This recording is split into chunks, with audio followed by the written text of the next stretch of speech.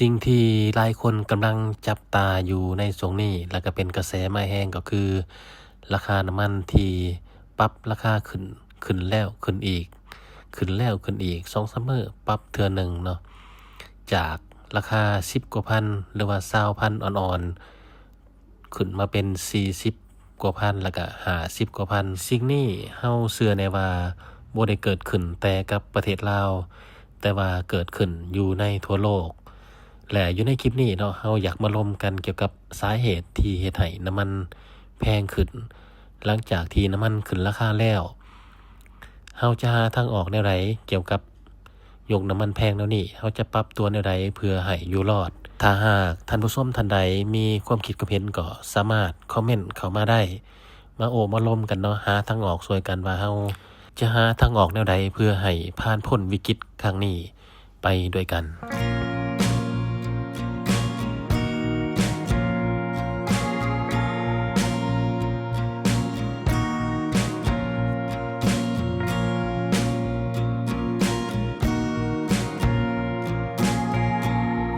ก่อนอื่นก็ต้องขอออกโตก่อนเนาะท่านผู้ชมว่าเทอรี่โบแมนผู้เชี่ยวชาญเกี่ยวกับเศรษฐศาสตร์หรืออีหยังจักอย่างเนาะเป็นเพียงยูทูบเบอร์ที่อยากนำเสนอสิ่งที่เกิดขึ้นอยู่ในปัจจุบันนี้และอยากหาทางออกนำกันว่าเราจะมีวิธีการใดๆเนาะหลายคนกับหลายความคิดน่าจะมีไอเดียที่ดีๆมาแชร์กันจากที่เฮาไปหาข้อมูลมาเนาะก็พอสามารถสรุปได้ดังนี้เนาะสาเหตุที่เฮ็ดให้น้ำมันแพงขึ้นแม่นมาจากหลายปัจจัยที่ซ้อนทับกันทั้งอยู่ในระดับสากลและปัจจัยภายในประเทศสามารถสรุปประเด็นที่สำคัญได้ดังนี้ 1. ปัจจัยระดับสากลหรือว่ากลไกตลาดโลกความบ่สงบทางด้านภูมิศาสตร์การเมืองสงครามหรือความขัดแย้งในภาคพื้นที่เป็นแหล่งผลิตน้ำมันรายใหญ่เช่นรัสเซียยูเครนหรือว่าความตึงเครียดอยู่ในตะวันออกกลางส่งผลกระทบโดยกงต่อการสนองน้ำมันและเฮ็ดให้ราคาในตลาดโลกพุ่งสูงขึ้นความต้องการดีมานด์เนาะสูงกว่าการสนองซัพพลายเมื่อเศรษฐกิจโลกฟื้นตัวความต้องการส้มไส้น้ำมันในภาคการขนส่งและอุตสาหกรรมก็เพิ่มขึ้นถ้ากลุ่มผลิตเช่นโอเปกบ่เพิ่มกำลังการผลิตให้ทันความต้องการราคาก็จะแพงขึ้นตามกลไกตลาดเรื่องนี้ก็คือปัจจุบันเนาะการผลิตน้ำมันหรือว่าการส่งออกน้ำมันจากบริเวณที่มีสงครามหั่นส่งออกบ่ได้ส่งออกได้น้อยว่าซั่นซะก็เฮ็ดให้ความต้องการน้ำมันสูงขึ้นเนาะเพราะว่าปริมาณที่ส่งออกมาน้อยแต่ความที่เฮาอยากนำใช้มันหลายเนาะเฮ็ดให้น้ำมันราคาสูงขึ้นอีกปัจจัยหนึ่งนี่แม่นค่าเงินดอลลาร์สหรัฐเนาะเพราะว่าปัจจุบันนี้แม่นส่วนหลายการซื้อขายนี่แม่นใช้เงินดอลลาร์เนาะอาจจะเห็นข่าวอยู่ว่าบางทางประเทศอิหร่านเนาะก็เจ้าพยายามใช้เงินหยวนในการซื้อขายเนาะเกี่ยวกับเงินดอลลาร์หรือว่าเงินหยวนก็แล้วแต่เนาะเนื่องจากน้ำมันในตลาดโลกขายด้วยสกุลเงินดอลลาร์หรือว่าเงินหยวนเนาะถ้าว่าเงินเหล่านั้นมันมีการแข็งค่าขึ้นเนาะประเทศที่นำเข้าก็จะต้องจ่ายเงินหลายขึ้นเพื่อซื้อน้ำมันในปริมาณเท่าเดิมนะตัวอย่างง่ายๆก็คือเงินกีบมันนั่นแหละอ่อนค่าลงเนาะถ้าว่าเทียบใส่สกุลเงินของเขาเจ้าสำหรับข้อที่2เนาะปัจจัยภายในประเทศสำหรับประเทศลาวเฮานี่แม่นหลักๆนี่แม่นอัตราการแลกเปลี่ยนและค่าเงินกีบนี่เป็นปัจจัยหลักของลาวเพราะพวกเฮาต้องนำเข้าน้ำมันจากต่างประเทศ 100% เมื่อเงินกีบอ่อนค่าลง ถ้าเทียบกับเงินตราต่างประเทศโดยเฉพาะเงินบาทเงินดอลลาร์เงินหยวนต้นทุนในการนำเข้ามันก็สูงขึ้นทันทีแล้วได้เนาะภาษีอากรและราคาน้ำมันหน้าปั๊มประกอบมีภาษีนำเข้าอากรส้มไส้อากรมูลค่าเพิ่มกองทุนทางถ้ามีการปรับเปลี่ยนนโยบายเก็บค่าแล้วนี่ก็จะส่งผลต่อราคาขายย่อยหน้าปั๊มอย่างหลีกเลี่ยงบ่ได้ค่าขนส่งและค่าคุ้มครองต้นทุนในการขนส่งน้ำมันจากท่าเรือหรือคลังน้ำมันในต่างประเทศเข้ามายังประเทศลาวก็เป็นอีกส่วนหนึ่งที่เฮ็ดให้ราคาแตกต่างกันในแต่ละเขตละแขวงเพราะว่าราคาน้ำมันแต่ละเมืองแต่ละแขวงนี่มันบ่คือกันเนาะเวียงจันทน์ราคาหนึ่งทางภาคเหนือราคาหนึ่งภาคใต้ก็ราคาหนึ่ง3สรุปโครงสร้างราคาน้ำมันราคาที่พวกเขาจ่ายอยู่หน้าปั๊มแม่นมาจากราคาน้ำมันสำเร็จรูปค่าขนส่งระหว่างประเทศค่าประกันภัยและกำไรของผู้นำเข้าพันธะต่างๆภาษีและอากรของรัฐค่าบริการค่าใช้จ่ายของปั๊มน้ำมันและกำไรขายย่อยดังนั้นตราบใดที่ว่าราคาตลาดโลกยังผันผวนและค่าเงินกีบยังบ่ทันคงที่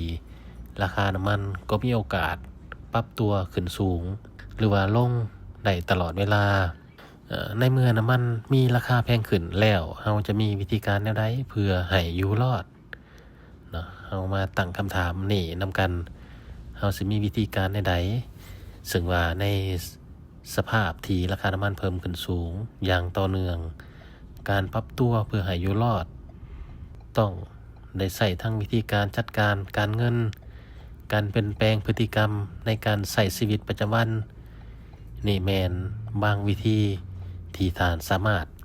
นำไปปรับใส่ได้1ต้องได้มีการวางแผนการเดินทางที่ดีก็คือก่อนจะออกจากเรือนไปเฮ็ดเวียกอยู่ในช่วงมื้อนึงเนาะหรือว่าช่วงเวลานึงก็ต้องมีการวางแผนดีๆว่าสิไปไสแน่เนาะเพื่อลดผ่อนการกลับไปกลับมาเนาะหลายเที่ยวเฮ็ดแบบนั้นแม่นเฮ็ดให้เสียน้ำมันหลายขอต่อมาก็คือถ้าว่าไปทางเดียวกันกับหมู่หรือว่ากับครอบครัวก็ต้องไปนำกันเนาะบ่แม่นใส่รถผู้ละคันอาจจะใส่คันเดียวแล้วก็ไปนำกัน2คน3คนก็เป็นการประหยัดน้ำมันได้เช่นกันขอต่อมาก็คือการนำใช้รถขนส่งสาธารณะบางบอนเพิ่นก็มีบริการขี่รถเมล์ฟรีเนาะตัวอย่างคือเส้นทางหลักของเวียงจันทน์เนี่ยก็มีรถเมล์ BRT ให้บริการฟรีจนฮอดเดือน5เนาะอาจจะใส่บริการนั้นก็ได้หรือว่าสายอื่นก็ราคาถูกเนาะเพียงแต่ 10,000 กีบต่อสายบ่ได้เก็บแพงเนาะอาจจะเป็นการลดผ่อนการใส่น้ำมันหรือว่าไปจอดรถมีการฝากรถฝากหยังก็สามารถลดผ่อนได้ข้อ2เนาะเกี่ยวกับการบำรุงรักษาและเทคนิคการขับขี่บำรุงรักษาเครื่องสภาพรถเฮานี่แหละเนาะมีการกดสอบ1มานี่มันยางเนาะยางอ่อนก็เฮ็ดให้กินน้ำมันได้เช่นเดียวกันหรือว่าการเปลี่ยนถ่ายน้ำมันเครื่องกรองอากาศอย่างต่างๆเนาะเพื่อเฮ็ดให้รถมีประสิทธิภาพการใช้งานที่ดีเกี่ยวกับการขับขี่บัดนี้เนาะการออกรถออกค่อยๆบ่หรือว่าการใช้ความไวแบบคงที่ก็เป็นการประหยัดน้ำมันได้เนาะแต่ว่าเฮาเหยียบไปแห้งๆเบรกเหยียบไปแห้งๆแล้วเบรกถ้าว่าขี่แบบนั้นก็เฮ็ดให้สิ้นเปลืองน้ำมันข้อต่อมาแม่นการลดน้ำหนักที่บ่จำเป็นหมายความว่าเอาเครื่องที่บ่จำเป็นออกจากรถเนาะเพราะว่ารถหนักหลายก็เฮ็ดให้กินน้ำมันข้อ3การบริหารจัดการการเงินหมายความว่าตั้งงบประมาณไว้เนาะว่าอยู่ใน1เดือน เฮาจะใส่เงินเท่าใดเกี่ยวกับน้ำมันนี่เนาะกำหนดไว้เลย2ล้านบ่หรือว่า5ล้าน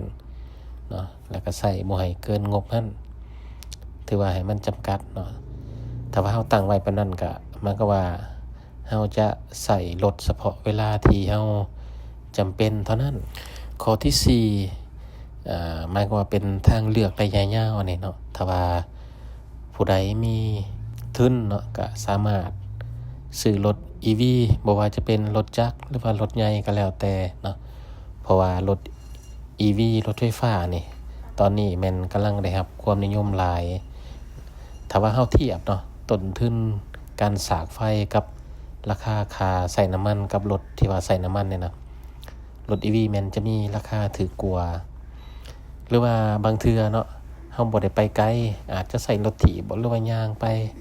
เนาะก็เฮ็ดให้ประหยัดเรื่องเงินคำได้แล้วก็เฮ็ดให้สุขภาพดีพร้อมใส่รถ EV นี่แม่นเข้ากับนโยบายของรัฐบาลเลยได้นี่เนาะเพิ่นก็อยากรณรงค์แหละอยากให้หลายๆคนหันมาใส่รถ EV แต่ปัญหาก็คือบ่แม่นว่าทุกคนจะสามารถซื้อได้เพราะว่าเฮาปัจจุบันนี้สมมุติว่าเฮามีรถน้ำมันอยู่แล้วเนาะจะซื้อรถ EV เพิ่มบ่มันก็บ่แม่นราคาถูกๆเนาะถ้าว่าเป็นรถใหญ่ก็10 กว่าพัน20 กว่าพันมันก็แพงพอสมควรอีกส่วนหนึ่งเนาะเกี่ยวกับการเอาตัวรอดนี่ก็คือปัจจุบันนี่ค่าครองชีพมันแพงขึ้นเนาะหลายคนก็สิฮู้ถ้าว่าเฮาจะประหยัดอย่างเดียวโดยที่ว่ารายได้มันบ่เพิ่มขึ้นนี่ก็อันตรายคือกันเนาะฉะนั้นจากที่ว่าเฮามี1วิยก1อาชีพก็ต้องหาอาชีพเสริมขึ้นมาอีกเนาะให้มันมีรายได้หลายทางอีกอย่างนึงเนาะการใช้เทคโนโลยีเข้ามาช่วยในการเฮ็ดเวียกเช่นว่าประชุมออนไลน์เนาะเพื่อว่าลดพรการเดินทางก็สามารถลดพรการใช้จ่ายได้อีกวิธีหนึ่งคาดการณ์ว่าราคาน้ำมันในอนาคตนี่น่าจะบ่ลงง่ายเนาะเพราะว่าความผันผวนอยู่ในโลกเฮานี่มันมีการเปลี่ยนแปลงตลอดเวลาหรือว่าสงครามที่เกิดขึ้นในปัจจุบันนี้เฮาบ่สามารถกำหนดได้ว่ามันจะจบในมื้อใดเนาะไวหรือช้าบ่มีไผฮู้เนาะฉะนั้นการวางแผนระยะสั้น 1-3 ปีนี่ราคาน้ำมันนี่อาจจะทรงตัวอยู่ในระดับปัจจุบันนี่แหละอาจจะมีขึ้นๆลงๆเนาะอิงตามสถานการณ์ของโลกเนาะหรือว่าการคว่ำบาตรทางด้านเศรษฐกิจในกลุ่มผู้ผลิตน้ำมันคือแถวประเทศอิหร่านอย่างนี้แหละเนาะที่ว่ากำลังเป็นสงครามกันในปัจจุบันนี้ในระยะยาวเนาะอาจจะเป็น5 ปีหรือว่า10 ปีนี่มีโอกาสที่ว่าราคาน้ำมันอาจจะลดลงหรือเสื่อมราคาเสื่อมความสำคัญลงย้อนปัจจัยต่างๆรวมนี้เช่นว่าการเปลี่ยนผ่านไปสู่พลังงานสะอาดสมมติว่าคนส่วนหลายหันมาใส่รถ EV เนาะความต้องการน้ำมันอาจจะลดลงและอาจจะเฮ็ดให้ราคาน้ำมันลดลงแต่ก็เป็นเพียงการคาดเดาเนาะยังบ่สามารถคอนเฟิร์มได้ว่ามันจะเกิดขึ้นแท้บ่ว่าทุกคนจะหันมาใส่รถ EV ทั้งหมดแต่ว่าอิงใส่สถานการณ์ปัจจุบันนี้ราคาน้ำมันกระส่วนลิตรหนึ่ง50 กว่าพันนี่ถือว่าแพงเนาะเทียบใส่การสร้างรถ EV คนที่มีเงินใครก็เจ้าก็น่าจะหันมาใส่รถ EV หลายหั่นแหละเนาะจังได๋ก็ติดตามไปนำกันแต่ว่าสำหรับประเทศลาวเฮานี่ถึงว่าราคาน้ำมันในตลาดโลกจะถูกลงแต่ราคาอยู่ในปั๊มอยู่ลาวอาจจะบ่ถูกลงตามก็เป็นได้เนาะเพราะว่าก็คือฮู้เนาะลาวเฮาเป็นประเทศที่นำเข้าอีกอย่างนึงก็ค่าเงินกีบเฮาเทียบกับเงินต่างประเทศนะของเฮามันเฟ้อหลายเนาะก็อาจจะเฮ็ดให้เฮาจ่ายค่าน้ำมันแพงคือเก่าดังนั้นความเสถียรภาพของเศรษฐกิจภายในประเทศและอัตราแลกเปลี่ยน จึงจะเป็นกุญแจสำคัญที่จะเฮ็ดให้คนลาวเฮาได้ใช้น้ำมันราคาถูกลงหรือบ่